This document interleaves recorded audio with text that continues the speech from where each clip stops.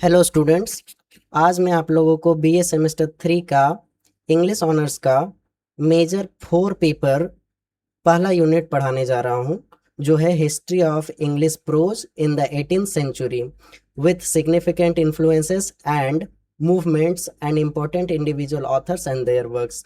तो मैं एक एक करके सारा आपका सिलेबस कंप्लीट करवाऊंगा। अभी मुझे पता है कि आप लोग का जुलाई से 4 जुलाई से आप लोग का एग्ज़ाम स्टार्ट होने वाला है, तो आप लोग बिल्कुल चिंता मत कीजिए। मैं आप लोगों का ये पूरा सिलेबस मेजर 4 और मेजर 5 दोनों जो है मैं आपका कवर करवा दूंगा। तो आज हम लोग पढ़ेंगे पहला unit 1 history of English prose in the 18th century. Okay, तो चलते हैं। देखिए, 18th सेंचुरी का अगर बात करें तो हम लोग थोड़ा सा पहले चलेंगे, थोड़ा सा पीछे चलेंगे न्यू क्लासिकल पीरियड पे। न्यू क्लासिकल पीरियड जो 1660 से लेकर 1788 तक चलता है। उसके बाद न्यू क्लासिकल पीरियड को 3 पार्ट में डिवाइड किया गया है। पहला है द रेस्टोरेशन पीरियड, दूसरा है द एज ऑफ पोप और तीसरा है द एज ऑफ जॉनसन। सबका अलग अलग डेट है, आप डेट याद करके जाइए क्योंकि आपका ऑब्जेक्टिव में पूछा जा सकता है ये डेट्स। तो आप लोग ज़रूर से ज़रूर ये डेट्स याद करके जाइए। अगर हम 18th सेंचुरी का बात करें तो ये एज ऑफ पोप और एज ऑफ जॉनसन ये पूरा जो है 18th सेंचुरी के अंदर आता है। तो हम लोग 18th सेंचुरी को ही आज कवर करेंगे और ये 18th सेंचुरी जो है वो न्यू क्लासिकल पीरियड के अंदर आता है। तो इसीलिए आज हम लोग पूरा 18th सेंचुरी देखेंगे, 18th सेंचुरी कवर करेंगे। ओके, देखिए 18th सेंचुरी को और भी बहुत सारे नामों से जाना जाता है, जैसे कि Augustan age, age of reason. Age of reason किसने बोला है? तो मैथ्यू आर्नोल्ड ने इस एज को 18th सेंचुरी को एज ऑफ रीजन बोला है। The age of good sense, the enlightenment period, classical period of England, pseudo classicism, same classicism, the age of sensibility. The age of sensibility भी Matthew Arnold ने बोला है 18th century को। तो आप ये सारे एज जो है याद रखिए, क्योंकि हो सकता है आपको पूछा जा सकता है कि 18th सेंचुरी को और किन किन नामों से जाना जा सकता है। तो ये आपके 1 नंबर का जो क्वेश्चन आएगा एमसीक्यू में, उसमें पूछा जा सकता है, तो उसमें आप इसको लिख सकते हैं। उसके बाद हम लोग पढ़ेंगे कि ये जो टर्म है ये ऑगस्टन एज या 18th सेंचुरी, वो एक्चुअली में आया कहाँ से? न्यू क्लासिकल या क्लासिकल एज जो हम लोग बोलते हैं वो कहाँ से आया? तो हम लोग थोड़ा सा हिस्ट्री जानेंगे, उसके बाद इसका कैरेक्टरिस्टिक्स जानेंगे। देखिए, सबसे पहले है ये जो टर्म है ऑगस्टन एज, ये ऑगस्टन एज आया है एक एम्पेरर के नाम से। एम्पेरर का नाम है किंग ऑगस्टस। ये रोम के किंग थे, रोम के राजा थे, इनका नाम है किंग ऑगस्टस।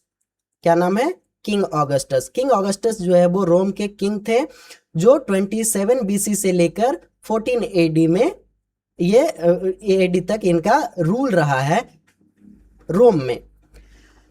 अब आप पूछोगे कि इससे किंग ऑगस्टस का क्या लेना देना है age of new classical period या 18th सेंचुरी से?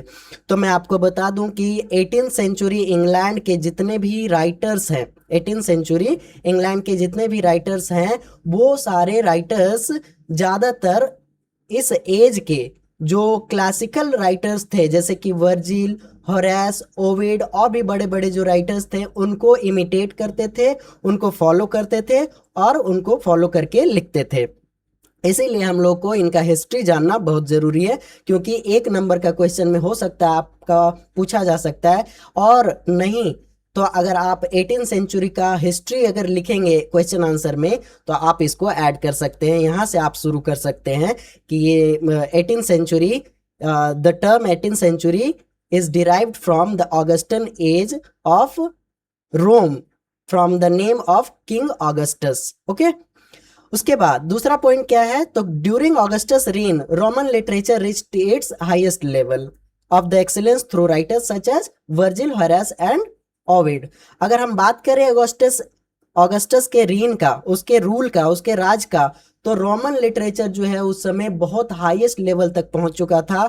एक्सीलेंट लिटरेचर वो लोग प्रोड्यूस कर रहे थे, जिसमें से बहुत फेमस नाम है वर्जिल है, होरेस है, ओविड है। ये सब बहुत फेमस क्लासिकल राइटर्स माना जाता है इन लोगों को, वो पूरे वर्ल्ड में फेमस है, वर्ल्ड फेमस राइटर्स हैं ये लोग। उसी का अगर आगे बात करें तो इंग्लिश राइटर्स जो है 18 सेंचुरी का, इंग्लैंड का जो राइटर्स है 18 सेंचुरी का, वो लोग खूब एडमायर किए हैं वर्जिल, होरेस, ओविड और भी जितने रोमन लिटरेचर के क्लासिकल राइटर्स थे उन लोगों को, और उन्होंने इमिटेट भी किया है। 18 सेंचुरी इंग्लिश राइटर्स के राइटर्स ने क्लासिकल राइटर्स को, बहुत सारे क्लासिकल राइटर्स को उन्होंने इमिटेट करके, कॉपी करके, क्लासिकल ऑथर्स को, उनके वर्क्स को कॉपी करके उन्होंने अपने वर्क में लिखा है। चाहे वो अलेक्जेंडर पोप हो, चाहे वो डॉक्टर सैमुअल जॉनसन हो, या कोई और राइटर हो। अलेक्जेंडर पोप जो है वो मोस्ट सेलिब्रेटेड लिटरेरी फिगर माना जाता है, बहुत ही फेमस लिटरेरी फिगर माना जाता है 18 सेंचुरी के।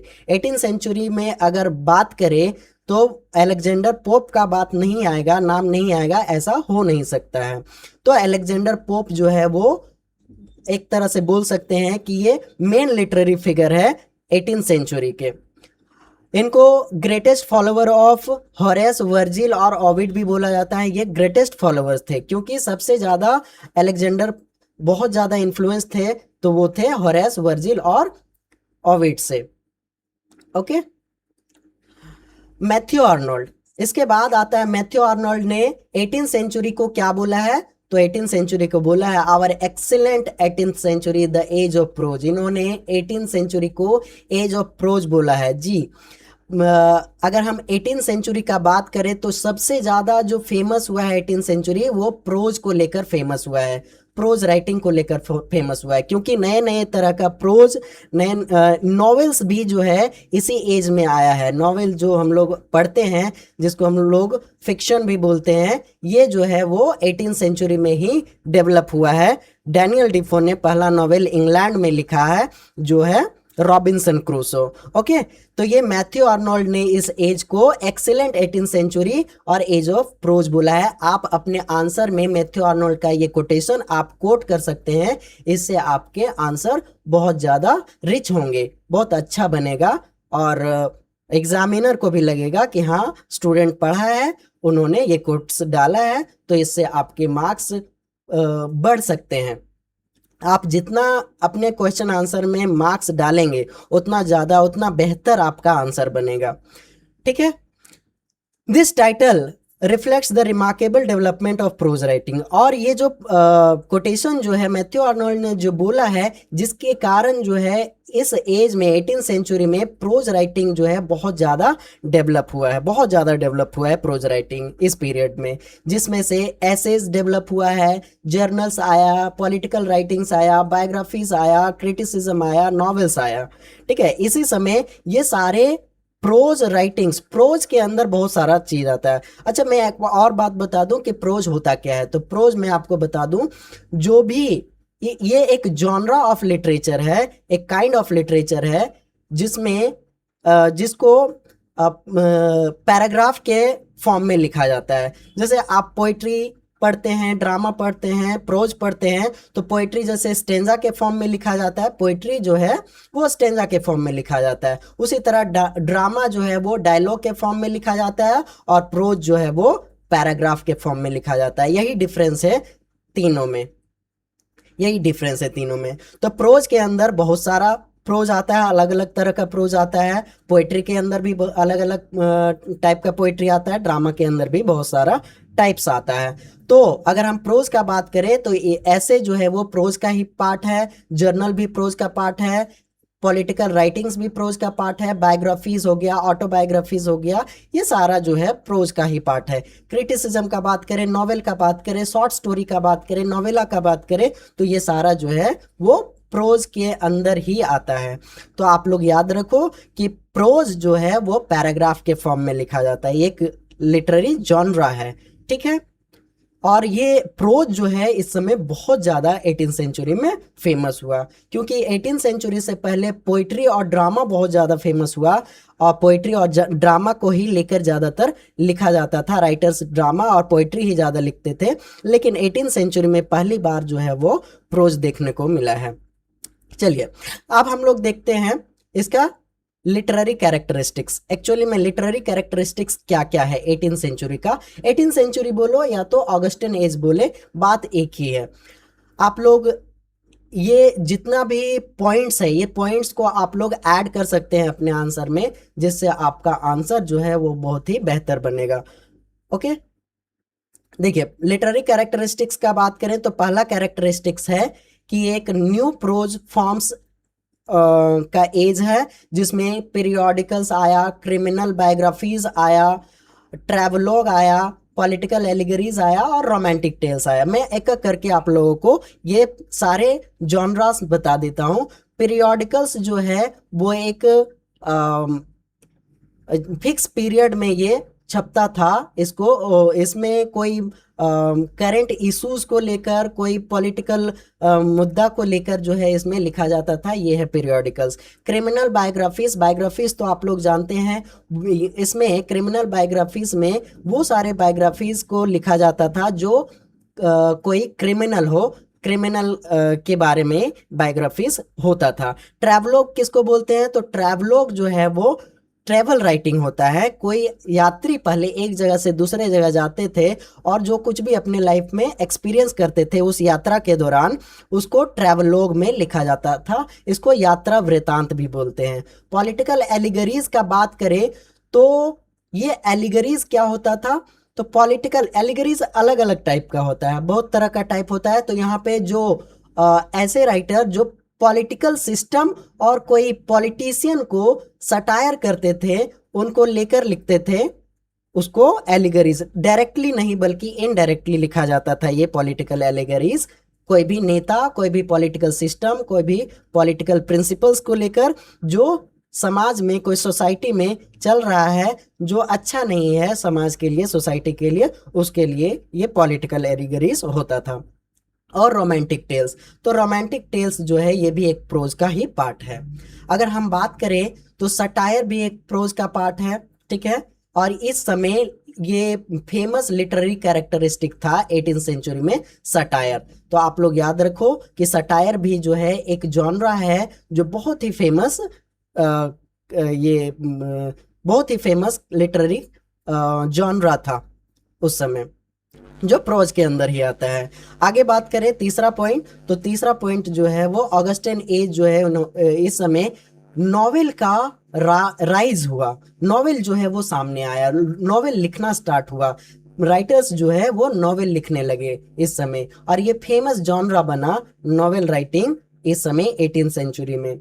It became the most important literary expression in bourgeois and middle class. और ये क्या चीज को दिखाते थे, तो बुर्जवा क्लास, बुर्जवा क्लास होता है हाई क्लास को बुर्जवा क्लास बोला जाता है, हाई क्लास को बुर्जवा क्लास बोला जाता है। तो इसमें नॉवेल के थ्रू जो है हाई क्लास और मिडिल क्लास लोगों के लाइफ के बारे में दिखाया जाता था।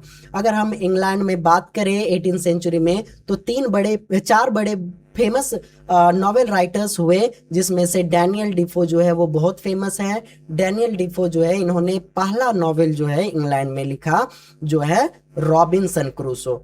याद रहे, रॉबिन्सन क्रूसो, ये 1 नंबर के क्वेश्चन में आपका पूछा जा सकता है। रॉबिन्सन क्रूसो कि इंग्लैंड में सबसे पहला नॉवेल कौन लिखा और कब लिखा, तो ये 1719 में लिखा गया। 1719 में ये रॉबिन्सन क्रूसो लिखा गया, किसके द्वारा, तो डैनियल डिफो के द्वारा।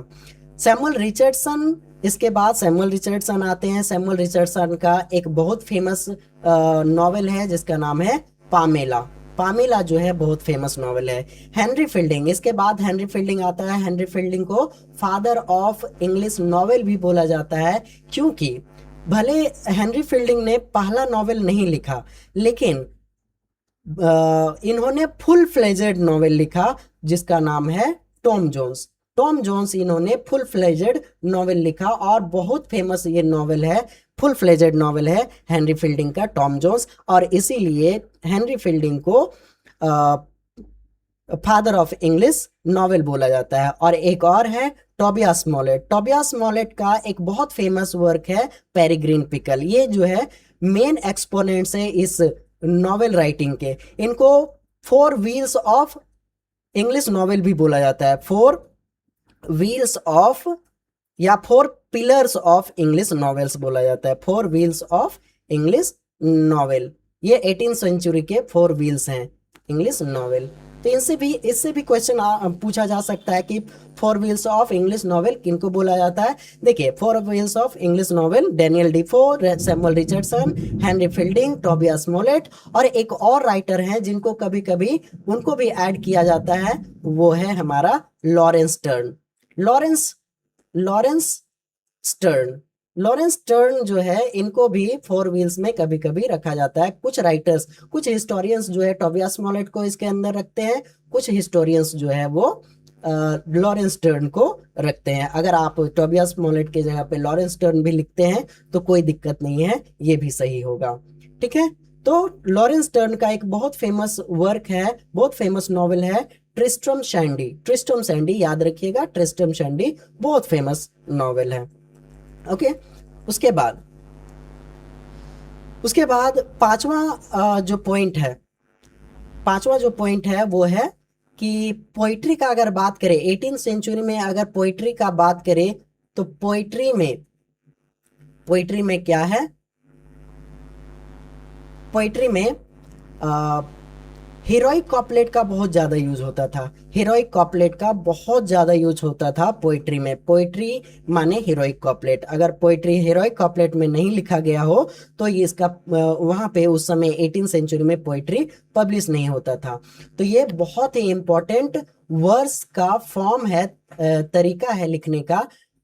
It suited the spirit of the age because of the epigrammatic quality and terseness। और इसमें एपिग्राम का यूज किया जाता था। हीरोइक कॉपलेट का यूज करके पोएट्री लिखने में एपिग्राम का यूज किया जाता था। एपिग्राम क्या होता है, तो एपिग्राम जो है एक लिटरेरी टर्म है जो जिसमें विट्टी डायलॉग्स जो है, विट्टी डायलॉग्स या विट्टी बातों को रखा जाता था, लिखा जाता था। ये एक एपिग्रामेटिक क्वालिटी होता है। उसके बाद अगर हम कॉमेडी का बात करें तो कॉमेडी में सेंटिमेंटल कॉमेडी बहुत फेमस हुआ इस समय, जिसमें कॉमेडी ऑफ मैनर्स को ज्यादातर लेकर लिखा जाता था। कॉमेडी ऑफ मैनर्स के बिना जो है ड्रामा पब्लिश नहीं होता था 18th सेंचुरी में।